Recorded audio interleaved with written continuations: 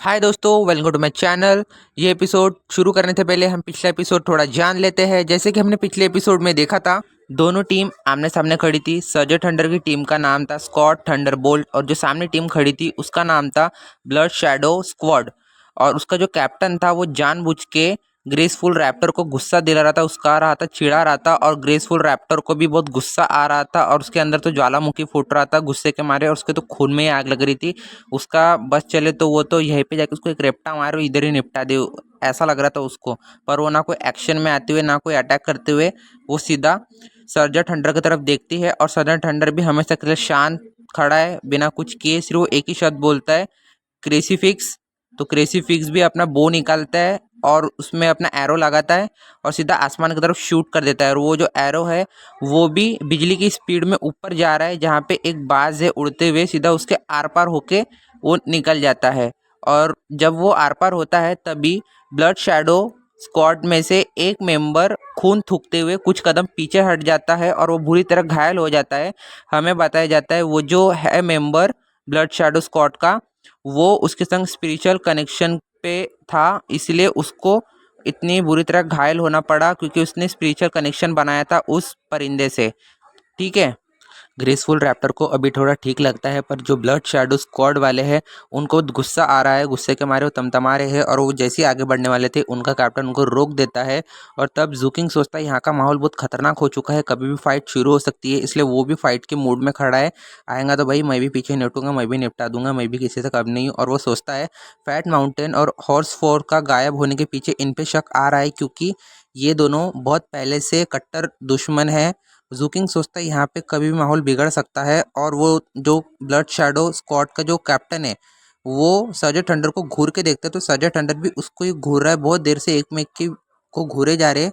पता नहीं, ऐसा लग रहा है दोनों के बीच आंखों आंखों में पूरी दुश्मनी, फाइटिंग वुटिंग सब हो चुकी है। अब मेरे को लगता है, क्या आपको लगता है कि अभी फाइट होगी? क्या दोनों के बीच फाइट हो सकती है? दोनों टीम के बीच कौन जीतेगा? पर ऐसा कुछ होता ही नहीं है, दोनों के बीच फाइट होती ही नहीं है। सर्जेंट थंडर सिर्फ इतना बोलते हैं, चलो मेरे पीछे आओ। अपनी टीम को लेके वो आगे बढ़ जाता है। वो सब फॉरबिडन रीजन की तरफ जा रहे हैं अपना मिशन पूरा करने के लिए। आप सबको याद तो होगा ही, वो अपना मिशन पूरे करने के लिए वहाँ पे जा रहे हैं। अगर से आपने नहीं देखा होगा पिछले एपिसोड तो जाके देख लेना, लाइक कमेंट शेयर भी कर देना। और जब वो कुछ घंटों के बाद फॉरबिडन रीजन के बाहर पहुंच जाते हैं, जब वो फॉरबिडन रीजन के जंगल के बाहर खड़े होते हैं, तब जूकिंग को बहुत अलग फील होता है, मतलब बहुत अलग महसूस होता है, क्योंकि जहाँ वो खड़ा है वहाँ पे धूप की रोशनी आ रही है, गर्म फील हो रहा है, वार्म फीलिंग हो रही है। और उसके जो सामने में है ना पूरा काला जंगल, काले बादल, उसमें बिजली कड़कती हुई और बहुत खतरनाक वाइब आ रही है। वहाँ से बहुत डेंजर वाली फीलिंग आ रही है, बहुत खतरनाक जंगल दिख रहा है। अगर कोई उसको देख ले बाहर से तो उसका दिल दह जाए, दिल की धड़कन रुक जाए, ऐसा है। पर जूकिंग और उसकी जो टीम है वो सब आगे बढ़ जाती है। जब जूकिंग उसके अंदर जाता है उस जंगल के, तब फॉरबिडन रीजन के, तब जूकिंग को बहुत दिल की धड़कन बहुत स्पीड बढ़ जाती है और उसको एकदम डर फील होता है अंदर से कि बहुत बड़ा खतरा है आगे। और उसको उसके पुराने याद आने लगते हैं, जब वो कैसे फॉरबिडन रीजन में रहता था, शिकार गिन करता था। पर वो सब, उसकी टीम और वो सब आगे बढ़ना शुरू हो जाते हैं। जूकिंग उनको देखते हैं तो उनको ऐसा लगता है कि भाई वो तो घर पे ही टहल रहे हैं, उनको कोई फ़र्क ही नहीं पड़ रहा है। यहाँ पे बहुत बार आ चुके हैं वो लोग, इसलिए उनको इतना कुछ फ़र्क नहीं पड़ रहा है।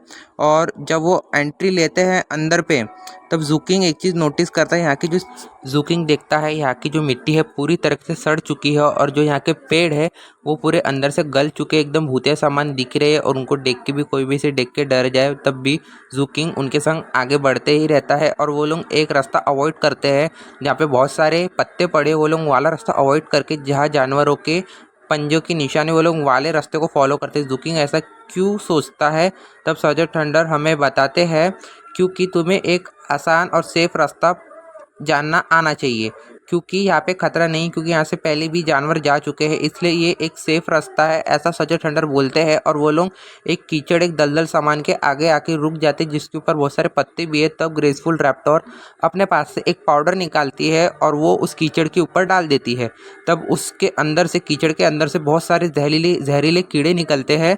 और फिर जो ग्रेसफुल रैप्टर है फिर से एक और पाउडर निकालती है और वो उनके ऊपर डाल देती है, तो वो सारे जहरीले कीड़े भाग जाते हैं और फिर वो लोग उस कीचड़ को अपने ऊपर लगाने लगते हैं। तो ऐसा क्यों? तो फिर ग्रेसफुल रैप्टर जो है वो बताती है, क्योंकि यहाँ पे अपना ऑरा अपने को छुपाना पड़ता है, क्योंकि यहाँ पे बहुत खतरनाक बीस्ट रहते हैं जिससे अपने को खतरा हो सकता है, और ये अपनी एनर्जी बचाने के भी काम पे आ सकता है, क्योंकि अगर से कोई बीस्ट अपने को मिल गया तो उनके संग फाइट करने के चक्कर में अपनी स्पिरिचुअल एनर्जी भी खत्म हो जाएगी और यहाँ की म्यूटेशन एनर्जी अपने को इफेक्ट करेगी।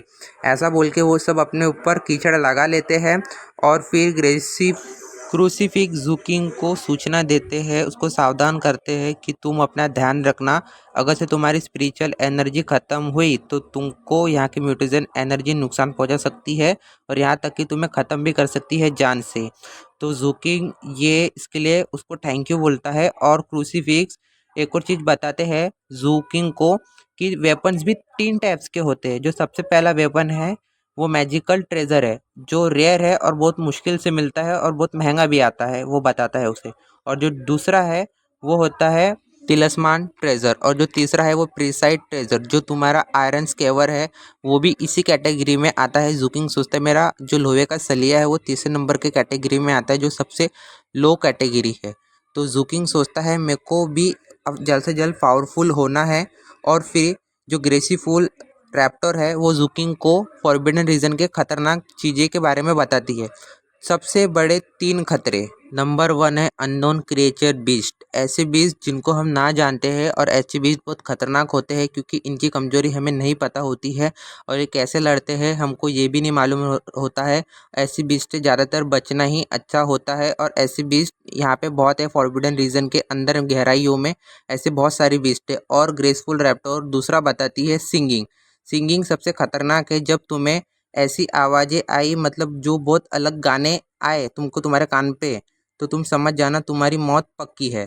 तुम इसमें से बच नहीं सकते, क्योंकि फॉरबिडन रीजन में ऐसे बहुत से हादसे हुए जहाँ पे भी अलग प्रकार के गाने की आवाज़ आई, वहाँ पे कोई जिंदा नहीं बचा अभी तक। सिर्फ वो गाना अपने सर्जर थंडर ने सुने हैं। जूकिंग सोचता है ये सर्जर थंडर बहुत खतरनाक इंसान है भाई, जो इतने खतरनाक जगह से भी जिंदा बच के आ चुका है। और जो तीसरा बताती है हमें graceful Raptor, fog of confusion, ऐसी मिस्ट, ऐसा धुआं जिसके अंदर एक बार अपन चले गए तो वहां से बाहर निकलना मुश्किल ही नहीं, बहुत नामुमकिन है, क्योंकि उस मिस्ट के अंदर से, उस धुएं के अंदर से आज तक कोई जिंदा बच के आया ही नहीं है, क्योंकि हमें उस धुएं के अंदर रास्ता दिखता ही नहीं, हमें यही नहीं दिखता कि हमारे आजू बाजू क्या है, कुछ समझ ही नहीं आती थी। वहाँ पे बचने के सिर्फ 2 तरीके, पहला इंस्टेंट आग लगा दो, पर ये भी टेम्पररी है, इसमें भी बचने के उतने चांसेस नहीं है। दूसरा है साइकिक पावर, मेंटल पावर ज़्यादा होना कि हम उसमें देख सके उस धुएं में से। पर सिर्फ बातें हैं, क्योंकि अभी तक इसमें से कोई बच के ही नहीं आया है। और जो चौथा है वो हमें बताता है स्कैवेज घोस्ट, अपना स्कैवेज घोस्ट बोलता है। चौथे नंबर पे आता है एक्स्ट्रा स्कैवेंजर्स, जो ऐसा स्कैवेंजर जो यहाँ पे आके लापता हो चुका है, जो यहाँ की एनर्जी से करप्ट हो चुका है, उसके अंदर कुछ सोचने समझने की क्षमता नहीं रहती, सिर्फ उसके अंदर एक ही चीज़ चलती है, किल एंड इंटेंट।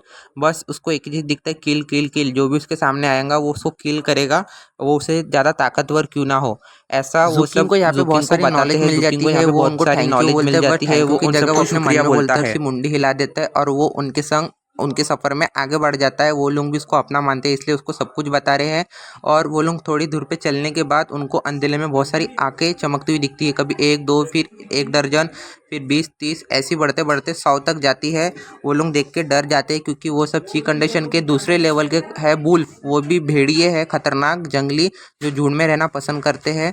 वो सब टीम मेंबर डर जाते हैं। तब अपना जो सर्जर थंडर है सामने आते हैं और उन सबको पीछे हटने बोलते हैं, और वो अपनी एनर्जी रिलीज करते हैं, और हमको बताया जाता है सर्जर थंडर इन सबसे ज़्यादा ताकतवर है, इन सबसे डबल कल्टीवेशन है इनकी। अपना ऑरा जब रिलीज करते वो लोग भी डर जाते हैं, वुल्फ लोग, भेड़िए लोग, वो लोग भी ची कंडीशन के दूसरे लेवल पे, वो लोग हार नहीं मानते, वो लोग भी तादाद में ज़्यादा है, वो लोग इन सबको हराने के चांसेस बहुत कम है, यहाँ पे मरने के चांसेस बहुत ज़्यादा है ये लोगों के। तब भी सर्जर थंडर बोलते तुम पीछे रहो, तुम भाग जाओ, मैं इन सब से अकेला लड़ लूँगा, इन सबको मैं हरा दूंगा। ऐसा हमें दिखता है सर्जर थंडर के अंदर एक अलग ही जज्बा, जोश, जो बहुत सालों बाद दिखा है, ऐसा वो लोग बोलते हैं। पर वो लोग सर्जर थंडर को यहाँ खो नहीं सकते, इसलिए वो भी यहाँ लड़ाई के लिए तैयार हो जाते हैं। पर सर्जर थंडर बोलते तुम पीछे ही रहो, अपना ऑरा रिलीज करते हैं सर्जर थंडर। यहाँ पे हमें पता चलेगा क्या सर्जर थंडर इन सारे वुल्फ को अकेले लड़ पाएंगे, क्या ये टीम मिलकर लड़ेगी, क्या इन सबका यहाँ खेल खत्म हो जाएगा। आप लाइक कमेंट शेयर कर देना यार, आप करते नहीं हो। मैं आपका साथी ध्रुव एक्सप्लेनर, मिलते हैं नेक्स्ट वीडियो पे।